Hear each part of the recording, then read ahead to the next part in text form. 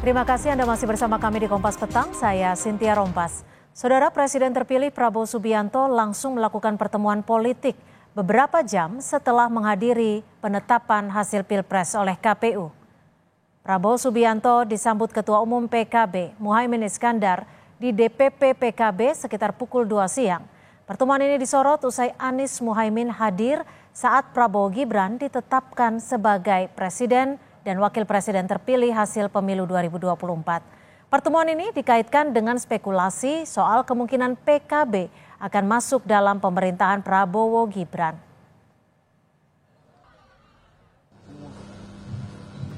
Sangat terkesan dengan kehadiran Saudara Anies Baswedan dan Saudara Muhaimin Iskandar. Kontestasi kemarin cukup tajam dan kontestasi demokrasi harus tajam. Sudah pertandingan selesai dan saya anggap sudah selesai dan memang sudah selesai. Sekarang kita harus melihat ke depan, bekerja untuk rakyat. Yang pertama, PKB sangat berterima kasih, bangga dan merasa terhormat. Tadi PKB juga menyampaikan kepada Pak Prabowo sebagai Presiden terpilih 8 agenda perubahan PKB. Tak hanya dengan PKB, penjajakan kerjasama juga dilakukan dengan Nasdem. Ketua Harian Partai Gerindra, Sufmi Dasko Ahmad, meminta semua pihak menunggu terkait hasil pertemuan dengan Waketum Nasdem, Ahmad Ali di kediaman Prabowo Subianto. Meski tidak memberikan isi pertemuan, Dasko bilang hasil pertemuan merupakan kabar baik. Saya rasa nggak ada ya, ada pembicaraan aja. Pokoknya nanti sehari 2 hari. Kabarnya menggembirakan atau enggak nih 1-2 hari? Oh pasti gembira lah. Ini sebenarnya ketemunya dadakan atau udah dijanjikan sama Bang Dasko sendiri Bang, dengan Bang Ali? Dadakan. Ya. Oke. Tapi memang kapasitasnya sebagai Waketum Nasdem ya Bang Ali datang ya? Pokoknya begitu. Dalam 1-2 hari ini akan banyak pertemuan-pertemuan, akan ada pertemuan-pertemuan. Nanti teman-teman media mulai besok, lusa akan bisa melihat. Ya tujuannya pasti untuk persatuan dan kesatuan. Bagaimana? Sementara Ketua DPP PDI Perjuangan Ahmad Basara menyebut PDIP siap untuk berada di dalam pemerintahan atau di luar pemerintahan. Namun keputusan politik PDI Perjuangan akan ditetapkan dalam rapat kerja nasional bulan Mei mendatang oleh Ketua Umum PDI Perjuangan Megawati Soekarno Putri. Dan berpikir tetap bertindak. Seperti apa peta politik usai Prabowo Gibran resmi ditetapkan KPU sebagai Presiden dan Wakil Presiden terpilih?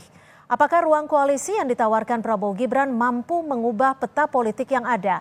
Lantas jika oposisi bermakna sebagai penyeimbang dalam pemerintahan, kemudian siapa saja partai politik yang bertahan sebagai oposisi saat Prabowo Gibran memimpin nanti?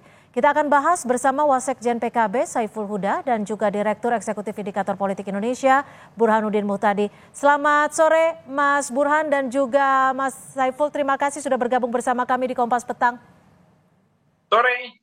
Saya ke Mas Saiful. Mas Saiful, sore, ini Mas Burhan. Hasil pertemuan Prabowo dengan Caimin apa nih? Sudah adakah kepastian untuk bergabung atau tidaknya? Ya tadi Pak Prabowo setelah berjumpa di KPU dalam acara penetapan pasangan calon presiden dan wakil presiden terpilih, melanjutkan agenda silaturahmi halal bihalal. Ya.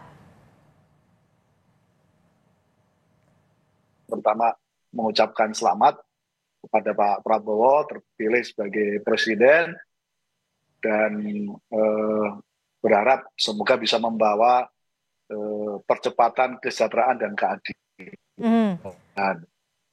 Yang kedua PKB dan Gus Imin menitipkan agenda perubahan pasca Pilpres yang tidak mungkin dibawa oleh Gus Imin atau PKB yang kalah di dalam Pilpres. Nah karena itu tadi Gus Imin menyampaikan kepada Pak Prabowo menitipkan 9 agenda, 8 agenda perubahan. Responnya dari Pak Prabowo apa? Pak Prabowo, beliau akan menyamakan dan mencoba untuk menganalisa dan memastikan beberapa yang beliau merasa sebenarnya irisannya hampir sama dengan agenda yang pernah diperjuangkan Pak Prabowo pada pemilu 2014 dan 2019. Oke. Jadi karena itu tadi disampaikan langsung dokumen agenda perubahan yang tentu nggak bisa kami laksanakan melalui jalur eksekutif. Oke. Nah yang ketiga, tadi kita berkomitmen dengan Gerindra untuk di parlemen kami akan kerjasama dalam konteks bagaimana supaya agenda perubahan ini bisa diwujudkan. Terutama kerjasama dengan Partai Gerindra. Baik, Mas Burhan, kalau Anda melihatnya pergerakan Prabowo ini begitu cepat setelah penetapan di KPU langsung pergi menemui PKB. Apa yang Anda bisa baca terkait hal ini? Jadi saya membaca manuver Presiden terpilih, Pak Prabowo, itu sangat gencar dan beliau menargetkan partai-partai yang potensial untuk diajak. Dan kebetulan partai yang ditarget untuk diajak dalam pembentukan koalisi pemerintahan Prabowo Gibran itu juga membuka pintu lebar-lebar. Jadi it takes two to tango. Jadi perlu 2 orang untuk main dansa tango. Jadi kalau Pak Prabowo-nya saja yang aktif tetapi tidak mendapatkan respon dari PKB atau Nasdem, tidak mungkin terjadi pertemuan hari ini antara Pak Prabowo dengan Gus Muhaimin. Jadi saya menangkap ini sinyal bergabungnya PKB ke dalam pemerintahan Prabowo Gibran.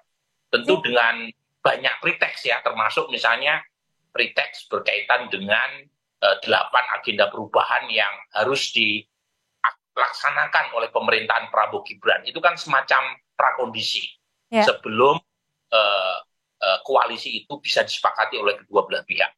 Oke, Mas Saiful, jika dibilang ini sinyal kuat untuk bergabung, jadi jawaban dari PKB akan bergabung atau tidaknya akan ditentukan kapan nih? Dan sudah solidkah kader-kader PKB untuk menentukan sikapnya? Ya, tanggal yang pasti gabung tidaknya kan tanggal 20 Oktober nanti. Karena itu kita lihat perjalanan ini masih panjang.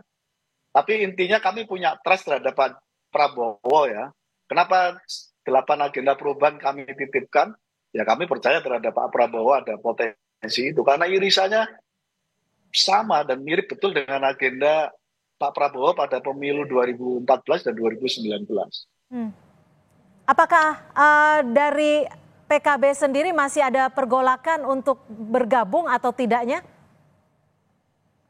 Belum pada diskusi atau tahapan untuk mendiskusikan itu. Jadi kami ingin sekali lagi, kita ingin mentradisikan pasca Pilpres, silaturahmi antar elit harus terus dijaga dan bahkan perlu terus didorong. Yang kedua, kami ingin mentradisikan apa yang menjadi agenda perjuangan dari pasangan Pilpres yang kalah. Saya kira tidak perlu kita malu-malu untuk menyampaikan itu, kita endorse kepada calon atau kepada presiden terpilih. Dan ini hari ini kami sedang lakukan itu. Dan ini pula nanti akan kami titipkan agenda. Dititipkan agenda Mas Saiful. Tapi jika memang di dalam internal PKB sendiri masih memiliki 2 pandangan, apakah ini nantinya akan dimunaskan sehingga menjadi satu jawaban yang pasti? Ya pasti. Karena secara kelembagaan PKB harus bersikap terhadap pemerintahan baru, dan itu secara kelembagaan politik pasti nanti ada semacam mukernas yang akan digelar untuk memastikan PKB di luar atau di dalam koalisi pemerintahan Pak Prabowo.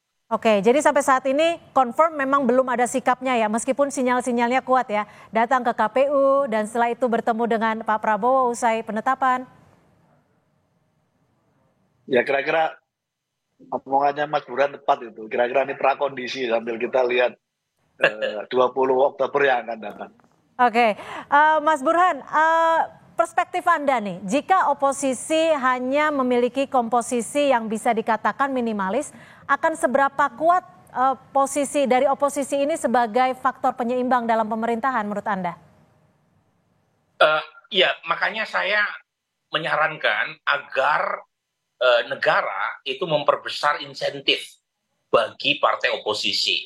Jadi siapapun partai itu punya semacam dorongan untuk tetap komit sebagai oposisi. Nah, per hari ini insentif menjadi oposisi itu kurang, baik secara finansial, secara hukum, secara elektoral itu relatif tidak begitu kuat ya insentif yang diberikan. Nah, karenanya perlu didorong supaya partai itu tidak mudah pindah ke lain hati. Tetapi juga jangan sampai pemerintahan terlalu lemah. Nah, per hari ini kekuatan Prabowo Gibran itu baru 48-49%, belum mencapai 50% berdasarkan 4 partai pendukung utamanya yang lolos parlemen. Artinya perlu titik keseimbangan antara pemerintahan yang kuat, tetapi oposisi juga harus didaya. Jadi jangan semua partai direkrut ke dalam pemerintahan, karena itu akan merugikan mekanisme checks and balance dan juga akan merugikan mekanisme manajemen dan disiplin koalisi. Oke, Jadi, Mas Burhan, maaf saya potong. Tapi kalau hanya PDIP dan mungkin ada partai lain 1 atau 2 yang menjadi oposisi, ini cukup kuat tidak? Apa yang bisa diperjuangkan ketika oposisinya ini adalah oposisi minimalis? Makanya ekspektasi saya itu ada 3 partai yang setia ya menjadi oposisi ya, selain PD Perjuangan dan PKS, mungkin 1 lagi partai yang diharapkan mampu untuk mengawal dan mengkritisi pemerintah. Nah, siapa partai itu per hari ini saya belum temukan. Baru 2 partai yang tanda-tandanya menjadi oposisi masih terlihat, meskipun jangan-jangan bukan hanya 2, malah 1 gitu ya. Karena tadi godaan untuk masuk ke dalam kekuasaan kan besar. Jadi lagi-lagi ya perlu ikhtiar bersama, termasuk presiden terpilih juga jangan terlalu berambisi untuk mengajak semua kekuatan ke dalam. Jangan lupa, Cynthia, dalam konteks pembentukan kabinet itu tidak hanya dari kalangan partai loh, tapi juga ada representasi TNI, representasi polisi, representasi oligarki, termasuk juga mungkin Presiden Jokowi punya beberapa nama yang direkomendasikan. Jadi kalau semua diakomodasi, saya khawatir ada revisi Undang-Undang Kementerian Negara yang sekarang maksimum 30 pos kementerian dan ditambah.